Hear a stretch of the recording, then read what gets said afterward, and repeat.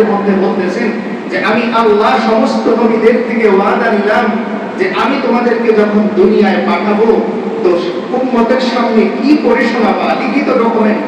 তো লিখিত ডকুমেন্টস হিসেবে আমি আল্লাহ তোমাদের সাথে কিতাব দিব, কিতাব। আর পাশাপাশি তোমরা যাতে মানুষকে সুন্দর ভাষায়, মিষ্ট ভাষায় যাতে বোঝাতে পারো, তো হিকমত, প্রজ্ঞা আমি আল্লাহ তোমাদের ভিতরে দিয়ে দিই।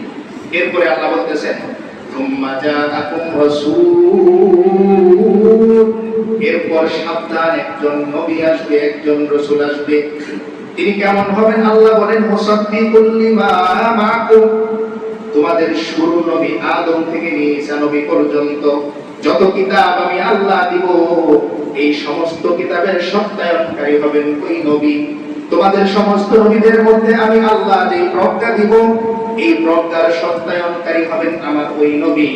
তাহলে তোমরা আমাকে একটা ওয়াদা দাও, লা তুমিনুন্না বিহি ওয়া লা তানসুরুন্না। তোমাদের মধ্যে যদি আমার ওই নবীকে কেউ পাও, এক নাম্বার ওয়াদা, লা তুমিনুন্না বিহি, অবশ্যই তুমি তোমার কিতাব রেখে, তুমি তোমার আদর্শ রেখে।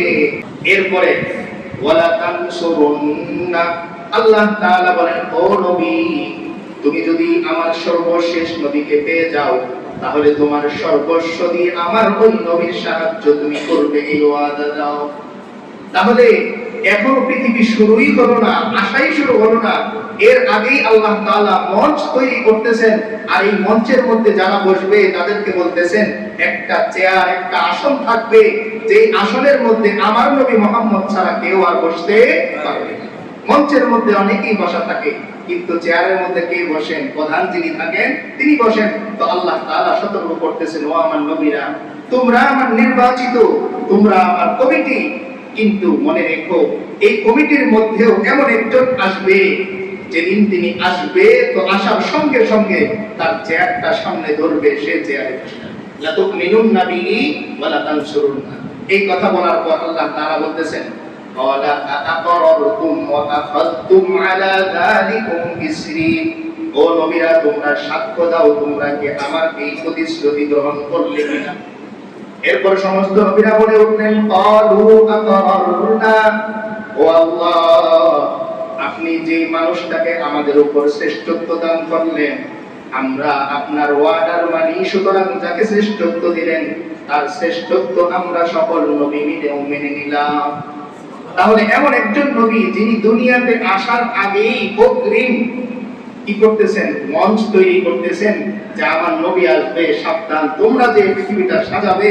আর সর্বশেষ আসনে এসে বসবেন কে? আমার নবী মুহাম্মদুর রাসূলুল্লাহ সাল্লাল্লাহু আলাইহি ওয়াসাল্লাম। এরপরে দেখেন আল্লাহ তাআলা তো এই মিটিং করেছেন সেই রূহ জগতে। হযরত ঈসা আলাইহিস সালাম যখন পৃথিবীতে আগমন করলেন, প্রায় 500 বছর ডিফারেন্স দুইজনের মাঝখানে। হযরত ঈসা আলাইহিস সালাম এসেও একই কথা বলতেছেন যে দেখো, আমি তো তোমাদের মাঝে দ্বীন নিয়ে এসেছি, ধর্ম নিয়ে এসেছি, পাশাপাশি আমার আরো একটা বিশেষ কাজ আছে। সেই কাজ হচ্ছে, কোরআনে বলেন আল্লাহ, وَإِذْ قَالَ عِيسَى ابْنُ مَرْيَمَ يَا بَنِي إِسْرَائِيلَ إِنِّي رَسُولُ اللَّهِ إِلَيْكُمْ مُصَدِّقًا لِمَا بَيْنَ يَدَيَّ مِنَ التَّوْرَاةِ وَمُبَشِّرًا بِرَسُولٍ يَأْتِي مِن بَعْدِي اسْمُهُ أَحْمَدُ। হযরত ঈসা আলাইহিস সালাম তার সমস্ত উম্মতদেরকে ডেকে বললেন, ও আমার উম্মতেরা শোনো, নিশ্চয়ই আমি ঈসা আল্লাহর পক্ষ থেকে রাসূল হিসেবে প্রেরিত হয়েছি। আমার কাছে একটি কিতাব আছে, যেই কিতাব আমার পূর্বের কিতাব তাওরাতের সত্যায়নকারী। তবে আমার বিশেষ দায়িত্ব হচ্ছে ওয়ামুবাশশিরাম বিরাসূলি ইয়াতি মিন বাদি ইসমুহু আহমদ। আমার পরে একজন নবী আসবে যার নাম হবে আহমদ। আমি ঈসাকে আল্লাহ পাঠিয়েছেন ওই আহমদ নবীর সুসংবাদদাতা হিসেবে। তাহলে যে আল্লাহ একবার রোম জগতে সমস্ত নবীদের থেকে প্রতিশ্রুতি দিলেন, আবার সর্বশেষ হযরত ঈসা আলাইহিস সালামের মাধ্যমেও যেই নবীর সুসংবাদ দেন, ওই নবীর দাম আল্লাহর কাছে কতটা। তাহলে আল্লাহ তাআলা রোম জগতের ওই মিটিং দিয়ে শেষ করে দিতে পারতেন, কিন্তু না, আবার পৃথিবীর মানুষকে স্মরণ করিয়ে দিচ্ছেন, মনে করিয়ে দিচ্ছেন সাবধান হয়ে যাও, এই কিছুদিন পরেই এমন একজন আসবে যার মাধ্যমে নবুয়তের এই সিলসিলা আমি আল্লাহ শেষ করে দেব, যার মাধ্যমে পৃথিবীর মানুষের সমস্ত চাওয়া পাওয়া মনের স্বপ্ন আমি আল্লাহ পূরণ করে দেব।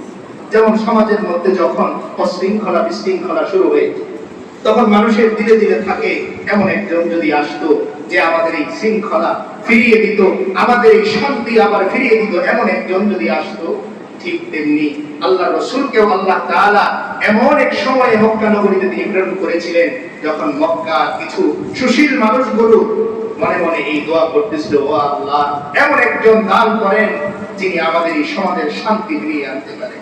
আমরা সকলেই জানি সেই যুগকে কি যুগ বলা হতো? জাহিলি যুগ, অন্ধকারের যুগ, মূর্খতার যুগ। যে একজন কন্যা সন্তান বাবার জন্য রহমত হওয়া সত্ত্বেও ওই সময়ে বাবা নিজের হাতে সন্তানকে জীবিত দাফন করে।